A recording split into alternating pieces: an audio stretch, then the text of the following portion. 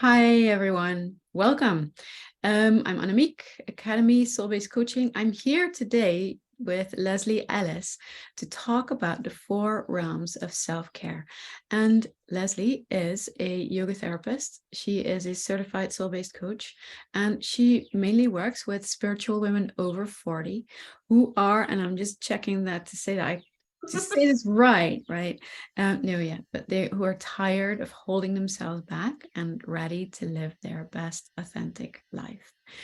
And also, she's just a really amazing person, and I'm super happy that she's part of our community. Hi, Leslie. Welcome today. I know it's really early on your side. Yeah, it is early in the morning here, and I'm just really thrilled to be here with you too, Annemiek. I think much mutual respect and love here. I love being part of your community. Yeah, Yes, good. It's so good that we get to choose who we surround ourselves with in our lives. And maybe this is already part of self-care in some way. But absolutely. sometimes I think I forget, or like we tend to forget, how incredibly privileged we are to have such freedom to make the choices in our lives that we can make, even though, entrepreneurship, not easy, spiritual entrepreneurship, not easy. It doesn't mean that, life is just gonna lay down and do whatever it is that you want, but there Sure. is such an incredible degree of freedom that none of our ancestors had, and still a lot of people in the world don't have. So I don't know, Absolutely. want to really honor that in this moment. Yeah, Mm. absolutely. Very, very privileged. And that thing about like making the choice about who we're going to hang out with, and that's not just a choice like in our immediate environment. Like the choice that we have, I have the privilege and honor to hang out with you who live way in another part of the world than a place I've never even visited. And I feel so close to you too. Yeah. Yeah. How awesome is that? I know that, the whole world has been on Zoom for since, 2020. But still, it is quite incredible. Okay, so self-care, Leslie. Yeah. It's one of those topics that gets talked about a lot. Yeah. I think it's probably because, I don't know about your views on this, but I think it's probably because we live in oppressive systems, in systems that don't necessarily have our best interest at heart, who don't necessarily value the fact that we are thriving and feeling well within ourselves. So this is something that doesn't come naturally. It's something that we have to put in conscious, I'm going to say effort, but that's not a good word. Or maybe it is when it comes to self-care. But that's what we have to do. It's an important part of our lives. And so I'm glad that we're having this conversation today. Yeah. Excellent. Do you Yeah, want it's to? really conscious attention, right? We have to put conscious attention to it because so many of us were not um, raised in such a way, and it is because of this oppressive system paradigm, really, that we live in. We weren't raised that to put the self as important to take care of. We learned the basic things like you need to brush your teeth, you need to take a shower. Um, you should eat well. Most of us know that, like, and try. We try to eat healthily.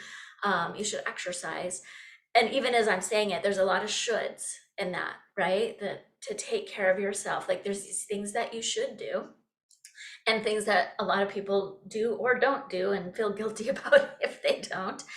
Um, and I was thinking about it, I don't, I think you know this about me, but I'm also an occupational therapist. I haven't practiced OT for a long time formally, but even in my training there, a major focus was around self-care. But it was, again, those very basic things. Can you take a shower? Can you dress yourself? Can you put your socks on? Can you cook for yourself? I mean, you get kind of these higher level skills too that are self-care.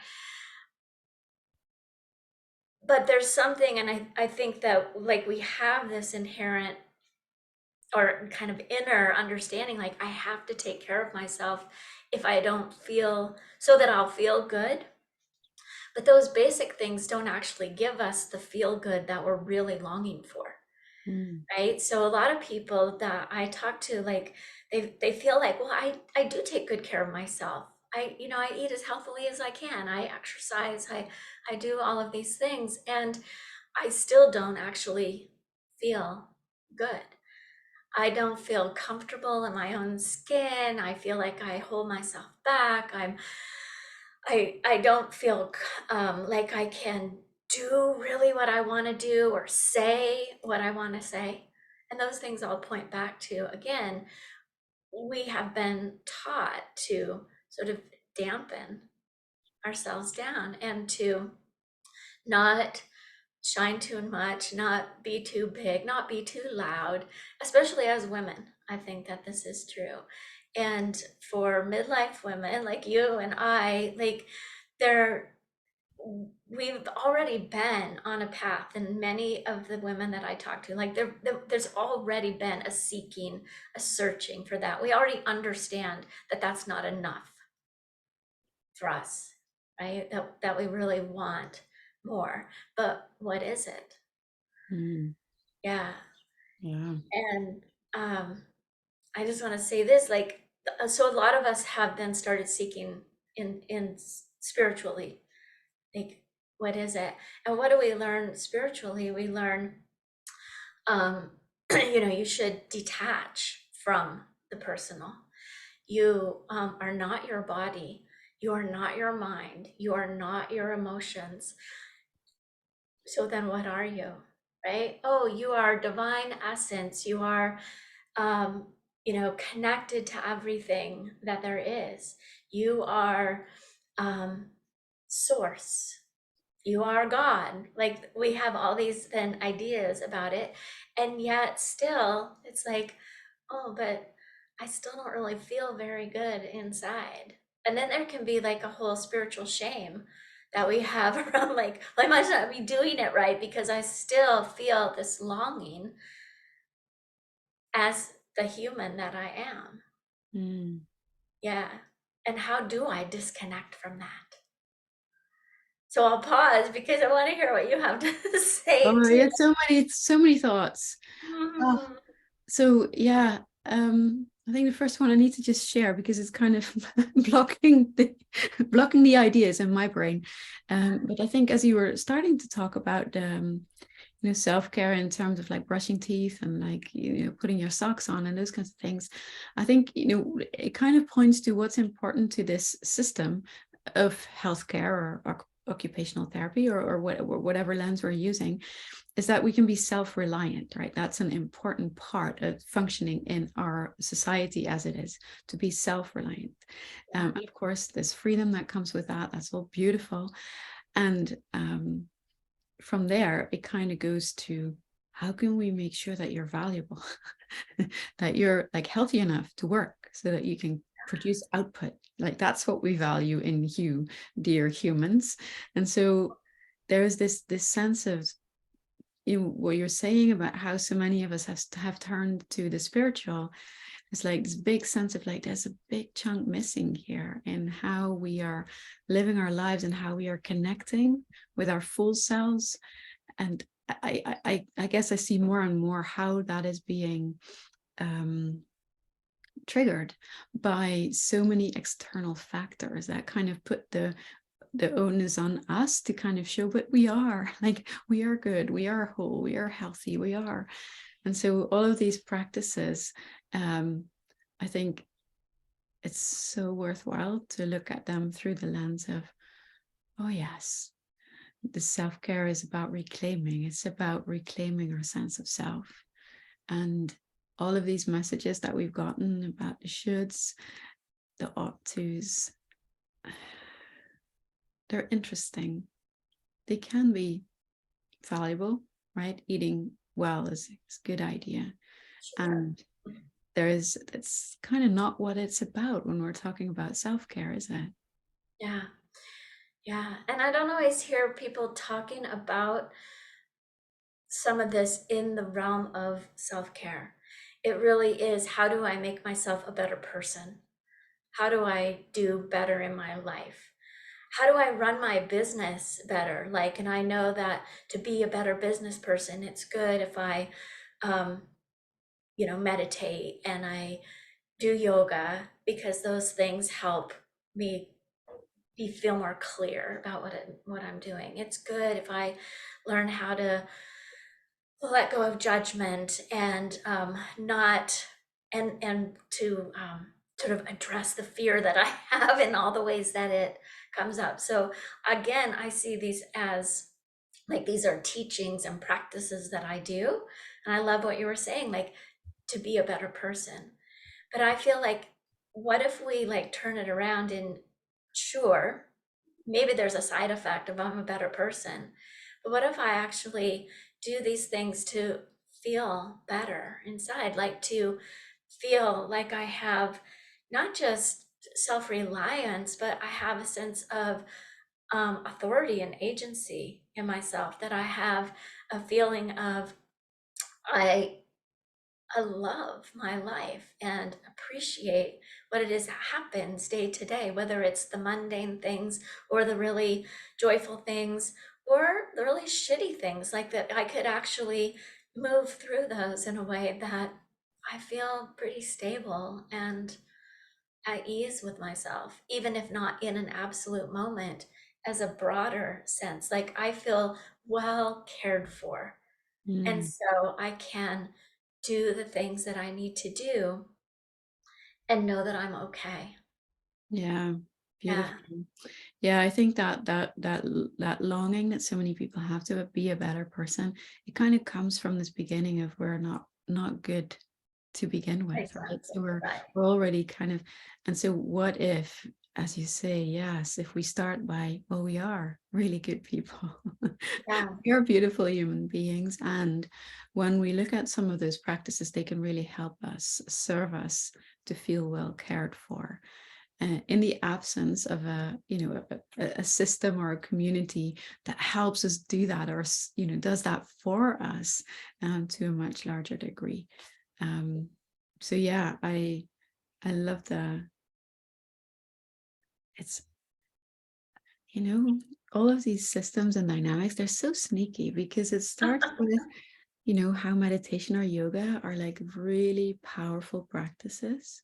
hmm, And then it goes to, powerful practices to care for ourselves and to be in that connection with ourselves. And then it really flips into, I should do yoga and meditation so that I can have that clarity, so that I can be the better business person or the better mom or the better partner. Like it gets flipped around like so easily. yeah, Mm. yeah. And the teachings have, I think, this um there's just a dynamic there that as our human selves, I think can be a little bit confusing. The dualistic, non-dualistic, are you God or is that separate? And all of those things. And I could go off on that, but I'm going to pull myself back right here. And so if we come back again to self-care, and we do these things not because we should, or not because that's going to help us get somewhere else, like somewhere that's outside of us, like just to do it in order to um again feel well cared for. And I'm going back a moment to that, something that you said, which was about self-reliance. Um, because I feel like that sense of self-reliance is so empowering, but it's not like self-reliance, like I have to do this all for myself. It's almost more like I can do this for myself. Like I can hold space for myself to feel the way that I long to feel, to do the things that I long to do, to be the person that I long to be, not the one that is trying to meet all those external expectations or even the internal expectations that came from the outside, but really like, who is it that I long to be? Who is it that I know myself to be? And these are all big questions that don't necessarily have answers that are like, well, it's A, B, C, or D. Well, I choose D. So much more intricate than that. Or what's the word? I don't. I'll leave it at that. So when I'm thinking about self-care, I think too that it's helpful for us to put it into what I've called the four realms of self-care, what we said. And I don't always hear people talk about this related to self-care itself. We know body, mind, spirit, right? Those words are bandied about all over the place too. Heart is often included in there. But I'm really excited about looking, what if we took those realms, the body, the mind, the heart, and the soul, or the spirit, you could call it, your physical self, your mental self, your emotional self, your spiritual self, and looked at that in the context of self-care. If I want to have good self-care practices, I need to have things that I do for myself that support me in all of those realms. And that's what I see is a lot of people focus much on the physical when they think about self-care. And then they're doing their practices and their training and their education and trying to learn how to be better. But if we took all of that mindset work that we're doing and all of the concentration and focus practices and actually just perceived it a little bit differently, it can make a huge difference in the impact that it has internally. So it becomes less and less like on the surface, this is who I am, and more like really a deeply felt way of being. If instead of like trying to get my emotions either under control or stop controlling my emotions and just let them all out, I really could sit with my emotions and be present with them and recognize that all the places where I have all the choice points that I have in like how I am with myself, no matter how it is that I feel. And, we all know like it's good if you let yourself feel your anger. People get very scared of that because they're afraid, well, that means that I have to like put it out there somewhere. And then the teaching is no, you just have to like acknowledge yourself and allow yourself to have that. You don't necessarily have to express it, but I just see so much of it coming from this mind level. And so ultimately it's like when you bring it into your body and you're actually with it, it changes your response to it. I have clients all the time who tell me like, I feel so anxious all the time. And it's kind of an existential anxiety. Sometimes it's about stuff, but often it's just like this, I feel so anxious. And I think much of what we've talked about contributes to that. We work together and then they don't say like, oh, I don't feel anxious anymore. Thank you, Leslie. That's so wonderful. What they say is like, I'm not so worried about it anymore, feeling anxious. It doesn't it doesn't upset me so much as it did. I don't know if that's always the greatest selling point. Like, don't worry, you're still going to feel anxious, but you can just tolerate it better. But I really think that that's part of it. And then that soul piece. So the body, I think, is really important, and the spiritual part, like bringing into your self-care that spiritual element where everything that you do for yourself is like infused with spirit and with the intention to connect like on a more soul level. And then the mental and the emotional start to be more easeful. Yeah, this is kind of like brackets, the body and the spirit, and then the mental and emotional are in there. Instead of, all right, I'll like take care of my body and then I'll think my way through to feeling good. Yeah. Yeah. Oh, I think that last bit is something that is so prevalent. Like, yes, I'll be in my body, and then I'll try to like make it happen from that level of the mind. I'll try and control it, or I'll try and kind of do the right hoops or the right exercises so that I'll feel better. Right. And so when we have like the body and the soul as the brackets, so to speak, at like the bottom and the top, um, what would you say to people would be the way to start connecting with the body in a way that makes that possible? So I think you've started to allude already to some of the practices that you recommend or that you do, but maybe let's just like draw it out very specifically. What is it that really can help people do that? Yeah.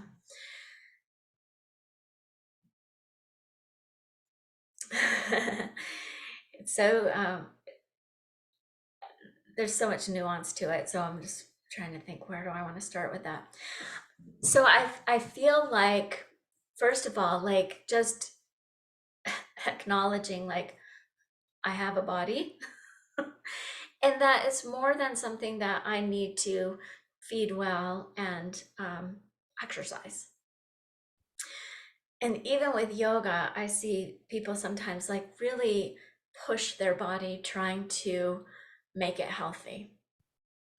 With food, I see people doing that, like either being like so restrictive, like more restrictive than their actual health requires, or yeah, just getting like very militant about ideas that they have about what they should eat or what they shouldn't eat.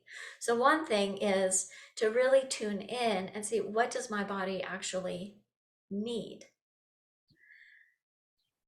And to do that, you have to slow down a little bit, I think, and just be present with your body. Movement, I think, is really helpful for that, but it's not necessarily movement that is like goal directed. Movement that allows you to like feel your body in space, and then bringing the element of attention to that, like right from where we very first started, like it's a um, focused attention, right? What's happening in my body? And so tuning into sensation and feeling within the movement. The breath is really helpful. Stretching, strengthening, all of those things you can do, but with this sort of added layer of really paying attention. What's the response of the body now? What's actually happening in my body? And I feel like that is like really a place or a piece that's missing for a lot of people in their practices. They might move their body, they might do yoga, but really feeling, sensing, noticing what's happening in the body is so helpful. Yeah, and something that I kind of take immediately, but maybe it's good to make specific, is that when you're doing that, that really paying attention to what's happening in the body, that you're not meaning what stories do you have about that if you're feeling this thing here or that's that thing there, that it is about really staying present with what is, rather than, oh no, that must be that thing, so now I need to do this or that must have come because of that, like any of those sorts of ideas, right? This is where I see a little parallel with the holding space that we do in soul-based coaching as well. Yeah. Yeah, it is holding space and allowing what is there to be there, including the stories, like to hold space for the stories, which Mm, doesn't mean, get yourself whipped up in a frenzy because of whatever the story is, but not trying to push the story away necessarily either. mm, And that's where we bring like the mind body together. It's like, oh, that story, but even recognizing it as a story and something that doesn't need to be solved right in the moment or taken care of or pushed away. Because, and I think especially, and this goes back into that, when those of us who've gotten into spiritual practice, and even just some of the um, some of the things that we've learned about like how we should be. Again, we should be non-judgmental or whatever. And so then we see like, oh my gosh, I'm having a judgment about my body. I just noticed that fat roll and now I'm having a judgment. I'm not supposed to have a judgment. And so it just like, um, yeah. And so when you talk about holding space and in soul-based coaching, this is one of the things that I love about soul-based coaching is that it helps us learn how to hold space like that. And as a coach, I can hold space for someone else. And when I find that when clients are already have some attunement to their body, like some um, practice in paying attention and really being present in the body, it helps to support that coaching process as well. Because the coaching process really asks you to go in and like embody what it is that's happening. And those same things, like we might get caught up in a story, but it's not about the story. And we can kind of build a muscle for being able to pay attention to something else. So I think these body practices, they help us to kind of get out of our usual way of thinking and trying to and perceiving ourselves. And soul-based coaching very much in that way too. It's like it's a practice of body, mind, emotion, and even and spirit too, because we have that intention to listen to something deeper. And it gets us out of our usual way of trying to think ourselves through to the solutions that are the right ones instead of the ones that are more inherent to our own being, and very wise and supportive. Mm. So when we look at self-care like that, I love so many gems in what you're saying. When we look at self-care through this lens, the body, the emotions, the mind, the soul, I can imagine that what we actually do in terms of practices is actually not the main point. It's not about, well, you should, take this many steps and you should, skip that many breakfasts or not, or whatever it is that people are doing. But it becomes more of a, whatever it is that you do, just start paying that. It sounds like a really loving kind of attention to what is happening in the body. Yeah. Yeah, I feel like that ultimately is the very best of self-care, is paying attention. Mm, What's happening, yeah. and not just what's happening around us, but what's happening inside. Mm. Yeah. What's your favorite self-care practice, Leslie?